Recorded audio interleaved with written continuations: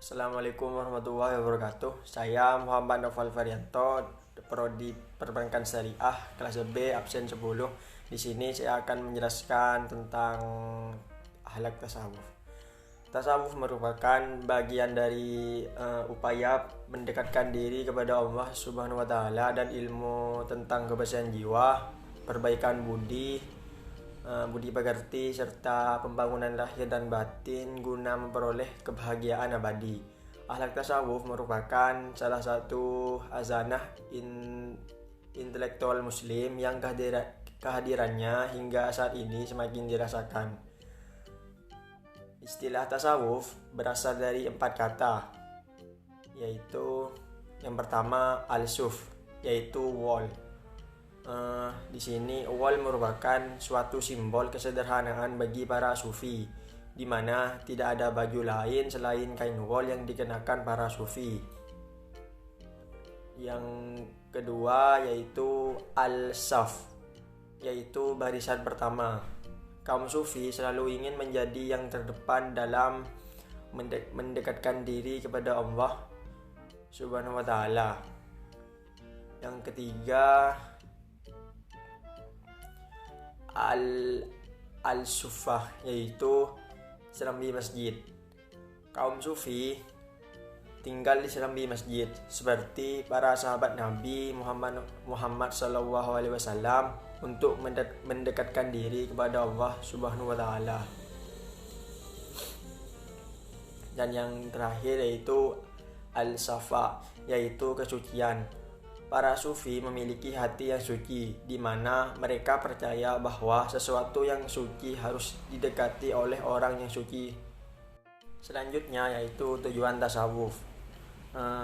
Tujuan tasawuf adalah menyucikan jiwa, hati, dan menggunakan perasaan, pikiran, dan semua apa yang dimiliki oleh sang pelaku tasawuf untuk tetap berada di jalan yang benar, untuk hidup berlandaskan rohani dan memperbaiki hati dan memfokuskan hanya kepada Allah Subhanahu wa taala. Secara hierarki dan kedudukannya dalam ilmu-ilmu Islam, tasawuf berada pada tingkatan pembentukan akhlak dan karakter manusia untuk mendekatkan diri kepada Allah Subhanahu wa taala. Tasawuf adalah aspek ajaran Islam yang paling penting karena peranan tasawuf merupakan jantung atau urat nadi pelaksanaan ajaran-ajaran Islam. Tasawuf inilah yang merupakan kunci kesempurnaan amaliyah ajaran Islam. Memang di samping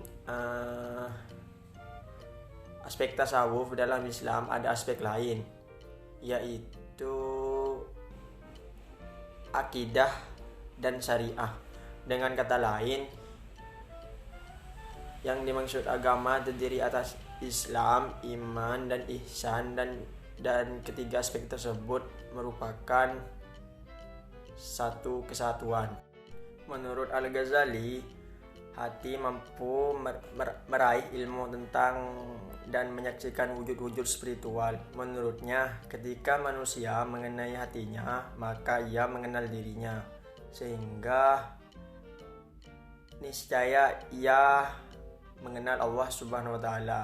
Hati mampu menyaksikan Allah Subhanahu wa taala dan mengenal sifat-sifatnya, serta mampu menyikap segala sesuatu. Hati akan menyesal manakala menjadi kotor, dan akan bahagia manakala menjadi suci dan dekat dengan Allah Subhanahu wa taala.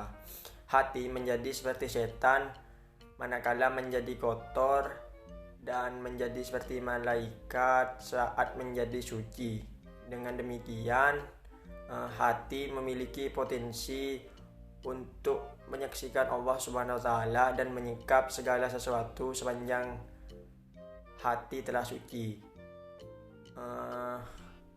Jiwa dan hati manusia menjadi rusak dan hancur jika manusia bersikap ateis atau menolak dan tidak mengenal Allah Subhanahu wa taala dan selalu mengikuti hawa nafsu. Sedangkan hati menjadi sehat manakala mengenal Allah Subhanahu wa taala dan mengikuti ajaran para nabi sebagai pembawa ajaran agama, dan senantiasa melaksanakan ibadah secara mantap sehingga mencapai derajat qalbul salim.